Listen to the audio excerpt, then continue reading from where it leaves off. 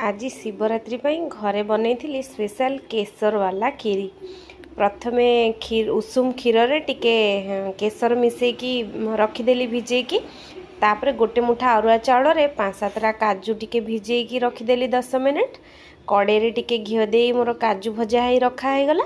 एबे 150 ग्राम चाउल को मुझे भलरे धोई कुकर रे टिके तेजपत्र आउ टिके लुण दे 2टा सीटी देकी चाउल सिझेकी रखीदेली। एबे मोर काजू आ चाउल भिजिबा 10 मिनिट हो गलानी ताकू भी टिके बाटिकी रखीदेली।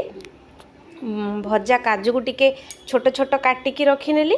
तापरे मोर कुकर रे जो भातटा सिझेइथिली ताकू टिके भल से करचुली मारिकी टिके मिसई देली। एबे बड़ डिश रे घिओ 4 चामच नहीं सेथिरे चीनी पकई चीनीटा को पूरा गोल्डन ब्राउन कैरामेलाइज करिनेली।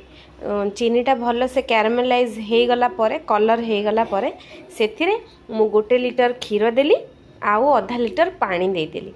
से भल से टिके गरम हो गले जो गिनारे माप करके मु चाउल नेथिली से गिनारे 1 गिना सुखिला मिल्क पाउडर देदेली। भल से मोर खीरी करिबा पई बेसटा बनीगला। एबे ताकू आउ टिके किछि समय फुटेला परे काजू आ चाउल बट्टा जो बाटिकी रखीथिली सेटा को मिसई देली। आउ 10 मिनिट 15 मिनिट टिके भल से मिसी गला परे एबे चाउल जो सिझेकी रखीथिली सेटा को धीरे धीरे मिसई देली। आउ केसर आउ क्षीर जो मिसेकी कलर करके रखीथिली केसर क्षीर बोली से केसर क्षीरटा को चाउल रे देकी एबे मु आउ टिके मिसई देली।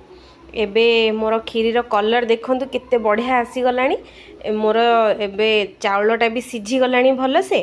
मु गोटे गिनारे 1.5 गिना चीनी देदेली। जो गिनारे चाउल माप कर नहीं से 1.5 गिना चीनी देकी आउ अध घंटा खीरीटा को भल से बहलिया हैला पर्यंत भल से घांटी घांटी गोले देली। एबे खीरी आमर हो गलानी प्राय। एबे गुजराती 8-10टा टिके छेचिकी पकई देली। खीरी मोर बढ़िया से फुटुची आ बास्ना भी बहुत बढ़िया आसुची। एबे गुजराती आउ काजू से सब पकई किछि समय ठंडा हवा पई छाड़ी देली।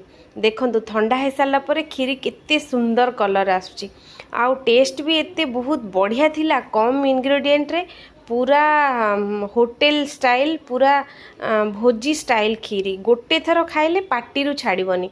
आ समस्ते खीरी खाइकी कहले बहुत टेस्टी हेची लागुनी घरे तैयारी हेची।